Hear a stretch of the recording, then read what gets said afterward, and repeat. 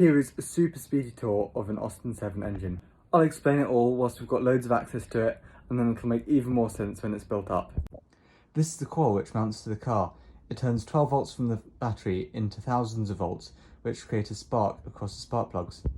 The distributor is a whirly thing inside which takes the high voltage from the coil and distributes it down the high tension leads to the spark plugs. Fuel comes from the tank down this pipe here into the carburetor. This is where air comes in this hole here and mixes with the fuel. The air-fuel mixture then travels down here into the inlet manifold, which then goes inside the engine to be combusted by the spark plugs. Once it's all burnt, it comes back out through the exhaust manifolds and all the way down along the exhaust to the outside. This lump of metal here is the oil filter. This keeps the oil in good condition so it doesn't clog up. The engine keeps itself cool in two ways. Firstly, with this fan on the front.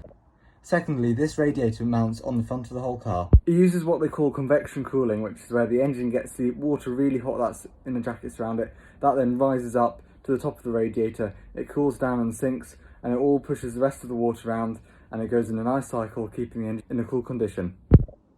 All of that stuff creates the loads of turny things which happen inside the engine. That turning then needs to be turned into forward movement for the car.